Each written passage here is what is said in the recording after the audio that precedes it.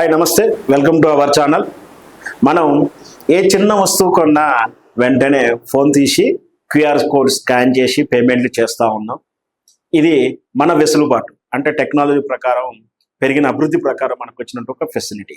అయితే ప్రతి షాప్ వారు, ప్రతి సెల్లర్ అంటే ప్రతి అమ్మకందారు కూడా ఈ రోజుల్లో క్యూఆర్ కోడ్ స్కానర్ పెట్టుకొని బిజినెస్ చేస్తున్నారు.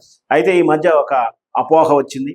ఏంటంటే అది క్యూఆర్ కోడ్ ద్వారా ట్రాన్సాక్షన్ ద్వారా బ్యాంకులో పడుతున్న అమౌంట్కు ఖచ్చితంగా ట్యాక్స్ కట్టాలి, నోటీసులు వస్తున్నాయి అని చెప్పేసి భయపడి ఆ క్యూఆర్ కోడ్ స్కానర్ తీసేసి మళ్ళీ నగదు వ్యాపారం చేయాలి, నగదు ట్రాన్సాక్షన్ చేయాలని కొందరు చూస్తున్నారు, అపోహపడుతున్నారు. అంటే క్యూఆర్ కోడ్ ద్వారా తీసుకున్నట్టు డబ్బుకు ఖచ్చితంగా పన్ను కట్టాల్సి ఉంటుంది, ప్రభుత్వం నుంచి నోటీసు తీసుకోవాల్సి ఉంటుందని అపోహపడుతున్నారు. వీటి మీద నిజంగా మనం పన్ను కట్టాల్సిందే ఉంటుందా లేదా ఈ క్యూఆర్ కోడ్ ద్వారా ఆ ట్రాన్సాక్షన్ విషయపై అనుమానాలన్నీ నివృత్తి చేసుకోవడానికి మనతో పాటు ప్రముఖ సీనియర్ చార్టెడ్ అకౌంటెంట్ హనుమాన్ గారు ఉన్నారు. ఆయన అడిగి మరిన్ని వివరాలు తెలుసుకుందాం. నమస్కారం సార్. నమస్తే సార్. ఇప్పుడు మనం ఏ చిన్న ట్రాన్సాక్షన్ అయినా, ఈవెంట్స్ పెళ్లికి వెళ్తే కానుక ఇవ్వడం కూడా క్యూఆర్ కోడే, దానం చేసినా కూడా క్యూఆర్ కోడ్ ద్వారానే దానం చేసే రోజులు వచ్చాయి. అలాగే ప్రతి షాప్కి ఎక్కడికి వెళ్ళినా కూడా మనమైతే క్యూఆర్ కోడ్ ద్వారా పేమెంట్ చేసి వచ్చేస్తున్నాం. అది బాగా ఫెసిలిటీగా ఉంది. కానీ ఈ మధ్యకాలంలో బెంగళూరులో ఎక్కడో చిన్న గప్చు బండ అతనికి కూడా నోటీసులు వచ్చాయి, ఇన్కమ్ ట్యాక్స్ కట్టమని చెప్పేసి. మనకు కూడా వస్తుందేమో భయానికి క్యూఆర్ కోడ్ అని తీసేసి పక్కకు పెట్టేసి మళ్ళీ నగదు వ్యవహారాలే చేస్తున్నారు. వాళ్ళ ఉద్దేశాలు ఏమిటంటే ఖచ్చితంగా క్యూఆర్ కోడ్ ద్వారా డబ్బులు తీసుకుంటే మనం ట్యాక్స్ కట్టాల్సి వస్తుంది అనేది వాళ్ళ అపోహ. నిజమేనది? ఇప్పుడు క్యూఆర్ కోడ్ వల్ల ట్రాన్సాక్షన్ అంటే మన బ్యాంకింగ్ ట్రాన్సాక్షన్ అయినట్టు. దాని అర్థం ఏంటంటే మనము అమ్మకాలు జరిపినట్టు. అమ్మకాలు జరిపినామంటే మనం వ్యాపారం చేసినట్టు. అయితే మన మన తెలంగాణ రాష్ట్రానికి ఒకసారి 20 లక్షలు దాటితే జిఎస్టీ లైసెన్స్ తీసుకోవాలి. జిఎస్టీ లైసెన్స్ తీసుకుంటే 20 లక్షల లోపల అంటే జిఎస్టీ లైసెన్స్ అవసరం లేదు. 20 లక్షలు దాటితే మాత్రం జిఎస్టీ లైసెన్స్ తీసుకోవాలి. 20 లక్షలు కొల్లమని ఎట్లా తెలిసింది? వాడు బ్యాంక్లో ట్రాన్సాక్షన్ ఉంటుంది కాబట్టి ఆ 20 లక్షలు దాటిందంటే వాళ్ళకు డిపార్ట్మెంట్ నుంచి నోటీస్ ఇచ్చే అవకాశం ఉంటుంది. సంవత్సరానికి 20 లక్షలు నేను అడేద్దాం అనుకున్నా. సంవత్సరానికి 20 లక్షలు దాటితే నోటీస్ వచ్చే అవకాశం ఉంటుంది. అయితే వాళ్ళకు ఎందుకు అట్లా వస్తుంది అని చెప్పారంటే, మనము వీళ్ళు పాలు అమ్ముకునే వాళ్ళు కానీ, పూలు అమ్ముకునే వాళ్ళు కానీ, కూరగాయలు అమ్ముకునే వాళ్ళు కానీ, ఏదైనా అమ్ముకునే వాళ్ళకి చిన్న చిన్న వస్తువులు ఉంటాయి. వాళ్ళకి ట్యాక్స్ రాదు, జిఎస్టీ రాదు వాళ్ళకి. కానీ టర్న్ ఓవర్ మీద 20 లక్షలు దాటుతుంది వాళ్ళకి. అప్పుడు ఏం చేయాలంటే వాళ్ళు 20 వాళ్ళ ప్రతి అకౌంట్ వెరిఫై చేసుకోండి. మీ సంవత్సరం ఇప్పుడు మార్చి ఉంది కాబట్టి మార్చి 31 తారీఖు లోపల మీ టర్న్ ఓవర్ 20 లక్షలు, మీ యొక్క అకౌంట్ 20 లక్షలు దాటి అందులో వచ్చిందా లేదా అనేది. 20 లక్షలు దాటి వస్తే మాత్రం కంపల్సరీ మీరు ఒక జిఎస్టీ రిజిస్ట్రేషన్ తీసుకోవాలి, లైసెన్స్ తీసుకొని. అంటే ఇప్పుడు ఏప్రిల్ నుంచి జిఎస్టీ లైసెన్స్ తీసుకొని దాని మీద మీరు ట్యాక్స్ కట్టేది ఉంటే ట్యాక్స్ కట్టండి, లేకపోతే లేదు. ఎగ్జామ్టెడ్ గూడ్స్ అని రిటర్న్ ఫైల్ చేయాలి. 20 లక్షల లోపల వచ్చేదనుకోండి, మీరు ఏం చేయాల్సిన అవసరం లేదు, ఇబ్బంది పడాల్సిన అవసరం లేదు, నోటీస్కు రాదు. ఇంకా నోటీస్ వచ్చినా కానీ మనం సమాధానం చెప్పొచ్చు, నా టర్న్ 20 లక్షల లోపల ఉంది కాబట్టి నేను లైబుల్ కాదు అని చెప్పి జవాబు ఇవ్వచ్చు. కాకపోతే ఏంటంటే చాలా మంది ఒకటే అకౌంట్ వాడుతున్నారు, అన్నిటికీ కలిపి ఒకటే. సపోజ్ ఒక కూరగాయల షాప్ ఉంది అనుకోండి, వాళ్ళు ఏం చేస్తున్నారు, పెద్ద షాప్ ఉంది, ఒకటే క్యూఆర్ కోడ్ వాడతారు. వాడినప్పుడు దాన్ని పెరిగి డిపార్ట్మెంట్కి ఏం తెలుసు మీరు ఎగ్జామ్టెడ్ గూడ్స్ అమ్ముతుంటారు అనేది తెలియదు వాళ్ళకి. అది ఇంకోటి ఏంటంటే ఇక్కడ ఏ ఆఫీసర్ చేతిలో లేదు, total computer based, system based. అది బ్యాంక్ అకౌంట్ తీసుకొని వాళ్ళ నుంచి నోటీస్ వచ్చేస్తుంది ఆటోమేటిక్గా. కాబట్టి వాడు సిస్టమ్ నేమ్ అనలేదు. మన జాగ్రత్త ఎప్పుడు తీసుకోవాలంటే మన 20 లక్షలు దాటిందా లేదా, మీరు నెలకోసారి 15 నెలలకు వెరిఫై చేసుకోండి అకౌంట్ మొత్తం ఎంత ట్రాన్సాక్షన్ వచ్చింది జిఎస్టీ క్యూఆర్ కోడ్ ద్వారా. 20 లక్షలు దాటితే జిఎస్టీ లైసెన్స్ తీసుకొని మీరు ట్యాక్స్ కట్టేది ఉంటే కట్టే అవసరం లేకపోతే ఎగ్జామ్టెడ్ గూడ్స్ అని రిటర్న్ ఫైల్ చేసి ఇచ్చేసుకోవచ్చు. కానీ 20 లక్షలు దాటినా ఎవరు అడగద్దు అంటే, ఎవరు అడగద్దంటే ఎవరికి తెలుస్తున్నాయి మీరు ఎగ్జామ్టెడ్ గూడ్స్ డీల్ చేస్తుంటే తెలియదు. అయితే సమస్య అన్నమాట. సార్ ఇంకోటి, ఇలా క్యూఆర్ కోడ్ కోసం లింక్ చేసే bank account, saving account, current account ఏమైనా డిఫరెన్స్ ఉంటుందా? ఏ అకౌంట్ అయినా ఇలాంటి రూల్సే ఉంటాయా? ఎందుకంటే కరెంట్ అకౌంట్ అంటే వ్యాపారస్తులు అనేది ఉద్దేశం, సేవింగ్ అకౌంట్ అంటే మీరు ఎసెన్షియల్ గూడ్స్ లేదా ఇంట్లో వ్యక్తికి తాను, తన భార్య, తన పిల్లలు ఎవరితో ట్రాన్స్ఫర్ చేయొచ్చు కదా. మరి ఇట్లాంటి అకౌంట్ ఏమైనా డిఫరెన్స్ ఉంటుందా? కరెంట్ అకౌంట్ అంటే వ్యాపారం కోసం వాడేది, దానికి జిఎస్టీ లైసెన్స్ ఉంటుంది. కరెంట్ అకౌంట్ ఇవ్వదు బ్యాంక్ వాళ్ళు కూడా. జిఎస్టీ రిజిస్ట్రేషన్ ఉంటే కరెంట్ అకౌంట్ ఇస్తారు, లేకపోతే ఇవ్వరు. సేవింగ్స్ అకౌంట్ మనం చేసుకోవచ్చు. అందుకే 20 లక్షలు లిమిట్ చెప్పారు. 20 లక్షలు దాటితే మీరు కరెంట్ అకౌంట్ మీద చేసుకోండి, జిఎస్టీ రిజిస్ట్రేషన్ తీసుకోవాలి. అది చేస్తేనే సేఫ్ ఉంటే, లేకపోతే ఎప్పుడో 4 సంవత్సరాల నోటీస్ ఇచ్చినప్పుడు సమాధానం చెప్పడం కష్టము, రుజువులు చూపించడం కష్టము. అప్పుడు ఒప్పుకోలేదు మనం ఎవరిని నిందించిన ప్రయోజనం ఉండదు. కాబట్టి మీరు ప్రతి అకౌంట్ వెరిఫై చేసుకుని 20 లక్షలు ఎప్పుడైతే దాటుతుందో అప్పుడు మీరు కరెంట్ అకౌంట్ షిఫ్ట్ కంటే జిఎస్టీ రిజిస్ట్రేషన్ తీసుకోండి. ట్యాక్స్ కట్టే 90% కేసులో ట్యాక్స్ కట్టే అవసరం ఉండదు, కానీ రిటర్న్ మాత్రం ఫైల్ చేయాలి, ట్యాక్స్ అవసరం లేదని.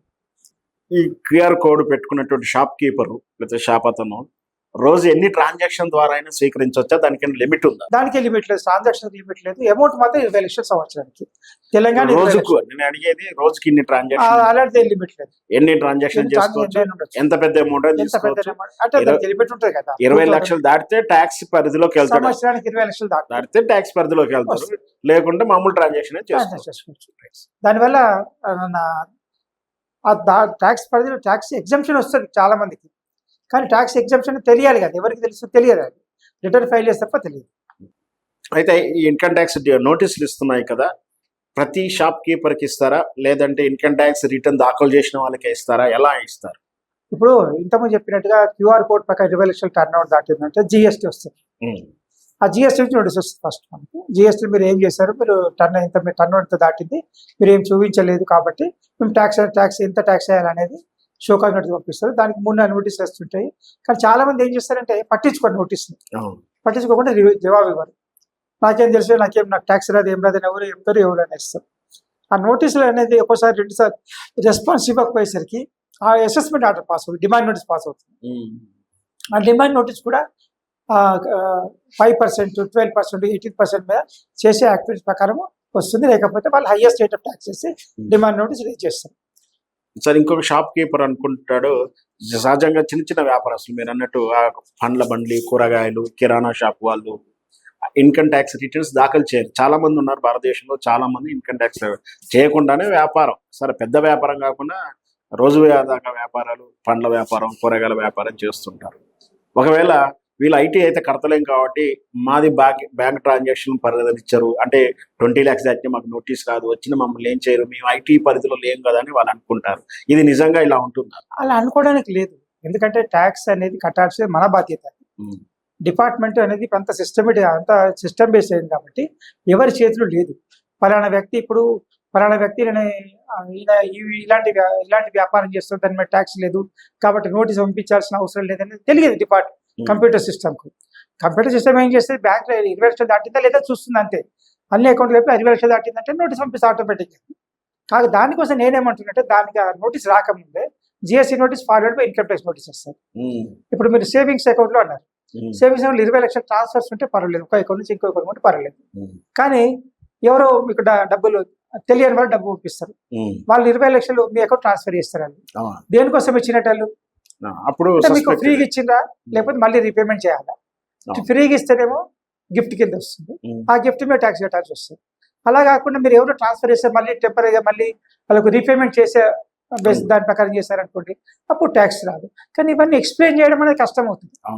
కాబట్టి నేను అందుకే 20 లక్షలు టర్న్ ఓవర్ దాటుతుంది అనుకున్నప్పుడు ఖచ్చితంగా మీరు జిఎస్టీ కన్సల్టెంట్ సంప్రదించండి, ఇన్కమ్ ట్యాక్స్ కన్సల్టెంట్ సంప్రదించి రిటర్న్ ఫైల్ చేయడం ఉత్తమం. లేకపోతే తర్వాత 4 సంవత్సరాల తర్వాత, ఎందుకంటే డిపార్ట్మెంట్ 7 సంవత్సరాల టైం ఉంటుంది నోటీస్ ఇవ్వడానికి. ఆ 7 సంవత్సరాలు ఎప్పుడు నోటీస్ వచ్చేదో విత్ ఇంట్రెస్ట్ పెనాల్టీ పడుతుంది. కాబట్టి మీ అకౌంట్ ప్రతి ఒక్కళ్ళు మీ యొక్క ఎప్పుడైతే క్యూఆర్ కోడ్ ఉన్న అకౌంట్ ఉందో 20 లక్షలు దాటిందా అనేది చూసుకోండి. ఫస్ట్ 20 లక్షలు దాటిందంటే మీరు ఒక కన్సల్టెంట్ మాట్లాడండి, రిటర్న్ ఫైల్ చేయడమా లేకపోతే లైసెన్స్ తీసుకోవడమా, ఏది కరెంట్ అకౌంట్ ఓపెన్ చేసుకోవడం ఆలోచించి తీసుకుంటే ఇప్పుడే ప్రాబ్లమ్ సాల్వ్ చేసుకున్నాం. తర్వాత మాత్రం ఎవరి చేతిలో లేదు కాబట్టి ఎవరేమో హెల్ప్ చేయలేదు. సార్ ఇప్పుడు షాప్ కీపర్స్ క్యూఆర్ కోడ్ మీద అనుమానాలు అయితే నివృత్తి చేశారు, బాగుంది. ఇంకొకటి వాళ్ళకొక ప్రమాదం లేదా నష్టం ఎదుర్కొంటున్నారు ఈ మధ్యకాలంలో. అదేంటంటే ఆ ఫేక్ పేమెంట్ చేసినట్టు మెసేజ్ చూపించడం, లేదా వీళ్ళే వాళ్ళ స్టిక్కర్ మార్చేసి ఇంకోటి చూస్తున్నారు. ఇట్లాంటి విషయంలో వీరు తీసుకోవాల్సిన జాగ్రత్తలు ఏంటి? సరే, ఇప్పుడు కొందరు ఏం చేస్తుంటే వాయిస్ పెడతారు, వాయిస్ కన్ఫర్మేషన్, ఇంత డబ్బు వచ్చింది అని చెప్పి వాయిస్ చెప్పేస్తుంది.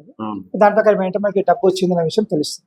మీరు కన్ఫర్మ్ చేసుకోవాల్సిన బాధ్యత డబ్బు మీది కాబట్టి మీకు వచ్చిందా లేదా చూసుకోవాల్సిన అవసరం మీదే, ఇంకోరు మీరు చెప్పలేరు. ఎందుకంటే సిస్టమ్ ఇది కాబట్టి మీరు వాయిస్ ప్రకారం మీకు వచ్చిందా లేదా ప్రతి ట్రాన్సాక్షన్ వెరిఫై చేసుకుంటే మళ్ళీ సాయంత్రం కూడా కానీ మధ్యాహ్నం కానీ మీ డబ్బు మీరు చూసుకోవాలి, ఇంకెవరు చూడాలి.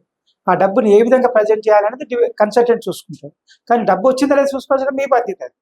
కాబట్టి ట్రాన్సాక్షన్స్ వచ్చినాయా లేదా వెరిఫై చేసుకోండి, కరెక్ట్గా వచ్చిందా లేదా. మీకు క్యూఆర్ కోడ్ ఒక రోజు రాలేదు, మీరు అన్నట్టుగా ఎవరో ఇంకో వేరే స్టిక్కర్ పెట్టారు, వేరే క్యూఆర్ కోడ్ పెట్టారనుకోండి, మీకు ఈ రోజు వచ్చే ట్రాన్సాక్షన్ రాలేదంటే అర్థం ఏంటి? Something is going wrong. అయితే క్యూఆర్ కోడ్ మిస్టేక్ అవడమా, లేకపోతే క్యూఆర్ కోడ్ సరిగ్గా స్కాన్ కాకపోవడమా, లేకపోతే వేరే క్యూఆర్ కోడ్ వాడమా ఇది రావచ్చు. కాబట్టి ప్రతిరోజు మీ అకౌంట్ మీరు వెరిఫై చేసుకోండి. సపోజ్ ఒకరోజు 10,000 వచ్చేది, ఒకరోజు 4,000 వస్తుంది, ఒకరోజు 2,000 వస్తుంది. కానీ ఒకే రోజు మీకు ఒకటే వచ్చింది, 10,000 వచ్చి ఒక వచ్చి అనుకోండి, మీకు డౌట్ వస్తారా అది. ఇలాంటివి మీరు వెరిఫై చేసుకోవాలి. మీ క్యూఆర్ కోడ్ ఉన్నంత మాత్రం మీ డబ్బు సేఫ్గా ఉంది, ట్రాన్సాక్షన్ సేఫ్గా ఉంది, కానీ కరెక్ట్గా వచ్చిందా లేదా అనేది మీరే వెరిఫై చేసుకోవాలి. ఇదండి క్యూఆర్ కోడ్ ద్వారా వ్యాపార ట్రాన్సాక్షన్ చేసే వాళ్ళకు అపోహలకు సమాధానాలు హనుమాన్ గారు చాలా చక్కగా ఇచ్చారు కదా. అంటే 20 లక్షలు దాటి ఒక 1 ఇయర్లో 20 లక్షలు దాటి ట్రాన్సాక్షన్ చేస్తే ఇన్కమ్ ట్యాక్స్ డిపార్ట్మెంట్ నుంచి నోటీసులు అందుకునే అవకాశాలు ఉన్నాయి. లేదు ఇంకొకటి, ఆ 20 లక్షల బిజినెస్ కానీ 10 లక్షల బిజినెస్ కానీ ఎంత బిజినెస్ చేస్తే దానికి ఇన్కమ్ ట్యాక్స్ రిటర్న్ దాఖలు చేసి తగినటువంటి పన్ను చెల్లించాల్సి ఉంటే చెల్లించాలి, లేదా మినహాయింపులు ఉంటే మినహాయింపులు ఉంటాయి. సంవత్సరానికి 20 లక్షలు దాటితే జిఎస్టీ పరిధిలోకి వెళ్తాము. జిఎస్టీ లైసెన్స్ తీసుకోవాలి. జిఎస్టీ అంటే ట్రాన్సాక్షన్ బట్టి 1 ఇయర్ తర్వాత మన జిఎస్టీ రిటర్న్ ఫైల్స్ దాఖలు చేయాల్సి ఉంటుంది. ఏదన్నా ఆ సంవత్సరంలో అప్లికేబుల్ ఉన్నట్టు ఆదాయ పన్ను చట్ట పరిధిలో మనం రిటర్న్స్ దాఖలు చేస్తే ఎలాంటి భయాలు పడాల్సిన అవసరం లేదు. Yes, thank you.